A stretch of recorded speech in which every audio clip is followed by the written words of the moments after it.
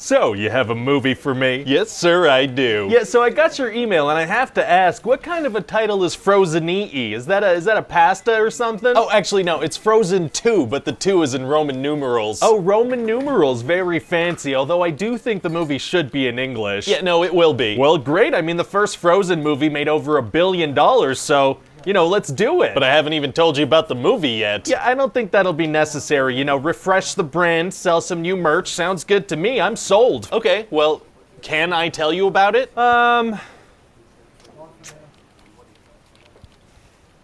Yeah, no, I should know what it's about. Okay. So what happens in this thing? Oh, a whole bunch of stuff, but to be honest, it was a little tricky to figure out. Oh, how come? Well, the first movie was supposed to be a one-time thing. It pretty much ended with, and then they live happily ever after. Right, but then money happened. But then money happened, so in this one we have to be like, yeah, they lived happily ever after, but... The movie's a butt? The movie's a butt. Oh, butts are tight. Some are, yeah, for sure. For sure. So anyway, we're gonna start the movie off with a flashback of Anna and Elsa's parents telling them some bedtime exposition. Okay. So they're gonna tell them about an enchanted forest and a mystical river. They're just gonna take turns dropping a bunch of information before the title card even shows up. Wow, okay, well I guess it'll be nice to get all the exposition out of the way at the beginning. Oh, no, it's pretty much gonna be continuous throughout the whole thing. Oh, it is? Yeah, see, I'm trying to expand the mythology of the Frozen universe, so that means explaining things to the audience for extended periods of time. Well, okay then. So anyway, then Elsa gets the, call to adventure, as they say in screenwriting books. Okay, so what's the call to adventure in this movie? Literally a voice calling her to adventure. It's this mysterious singing voice. A mysterious singing voice? What does that sound like? Well, it kind of sounds like...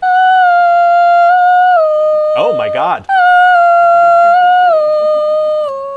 You have the voice of an angel. Thank you. So anyway, that's gonna lead into this song called Into the Unknown. Oh, very cool. Yeah, Elsa's gonna sing about how she's not interested in following this voice, but then by the end of the song, she's gonna be like, yeah, no, okay, let's do this. Wow, wow, wow, wow. And then we're gonna have a new song every 3 or 4 minutes till the end of the movie. Oh, we are? Yeah, well, Let It Go was such a big hit in the first movie that I figure if we just throw a bunch of songs out there, maybe one of them will stick. Sounds like a good strategy to me. So anyway, then Arendelle gets messed up by these elemental spirits, and Elsa's gotta head into the enchanted forest. Okay. And so, Anna and Olaf and Kristoff and Sven go with her. Why did they go with her? Well, because they were in the first movie. Right, but like story-wise. Well, they were in the first movie. Oh, okay. So then they go to this magical, mystical barrier at the edge of a forest that they have to go through. Ugh, sounds like the movie Annihilation. Yeah, it's like Annihilation, but less horrifying. Very cool. So then they're gonna meet these native people called the Northuldra, as well as some soldiers from Arendelle that have been trapped inside for years. Wow. Yeah, just this amazing cast of new characters that have less than 5 lines apiece and almost no impact on the events of the film. I bet they'll look good on a lunchbox, though. They're gonna look great on a lunchbox. Great. And eventually we're gonna find out that Elsa and Anna's grandfather was responsible for killing a bunch of these Northuldra people and taking their land. Oh no. Yeah, see, because the first movie was really good, but I always felt like it could have used a hint of colonialism and implied genocide. That certainly wasn't covered in the first movie for sure. So basically the main characters are gonna have to figure out how to lift this curse. So who's like the big villain in this thing? No villain, sir, just a vague curse that needs to be lifted. Oh, okay. So then throughout the movie, the characters are gonna encounter a bunch of magical related problems. Oh man, is it gonna be hard to solve those? Actually, it's gonna be super easy. Barely an inconvenience. Oh, really? Yeah, see, every time a magical problem arises, it'll be solved by some other magic that exists because I decided it did. Wow, wow, wow, wow. Wow, wow, wow. And so what is Olaf up to this whole time? Oh, well, he's pretty much doing the same thing he did in the first movie. Chiming in once in a while to try and sell merchandise to children? That's right. I love it. We're also gonna discover that one of the elements they're dealing with, fire, is actually a cute little lizard available wherever toys are sold. Amazing. And what's Kristoff up to this whole time? Well, he's trying to propose to Anna, but he keeps phrasing it badly and messing it up. Okay. So. Oh, that's it? Yeah, just that, over and over and over again. Ugh, sounds kind of repetitive. Yeah, I didn't know what to do with him, so I gave him a storyline from a 90s sitcom and then sidelined him for the last 40 minutes. Fair enough, as long as he's in it, I guess, because he was in the first movie. He was in the first movie, that's right. So how does the movie end? Well, in the whole movie, there are these elemental spirits, right? Earth, water, wind, and fire, but we're also saying that there's a fifth mysterious bridge one. Okay. And in the end, we're gonna find out that Elsa is that final spirit. Aren't her powers kind of water powers, though, because of what ice is? Listen, I'm not a scientist. Oh, you're not? Okay, sorry, that was rude of me to bring up. So anyway, Elsa realizes that to lift this curse that the spirits put on everybody, they need to break this dam that her grandfather built. Okay. But we need to have Anna do something, because because she was in the first movie, so Elsa's literally gonna freeze. So how does Anna manage to break the dam? Well, she lures these rock giants over to the dam and they bust it open. Very cool. So then all this water is rushing towards Arendelle, which by the way has been evacuated. Wow, well it's gonna be cool to actually have some consequences for the horrible thing those people did to the Northuldra. Well, actually, Elsa's gonna swoop in and stop the water, so no consequences at all. Oh, okay. You know, I think that would be too politically charged or whatever, so no consequences at all. Everybody gets a happy ending. That sounds safer and I'm into it. Yeah, so what do you think overall? Do you think it's gonna do well? Well, let me ask you something. Are the characters and the brand name gonna appear on the posters? They will, yeah. Then it's gonna be just fine.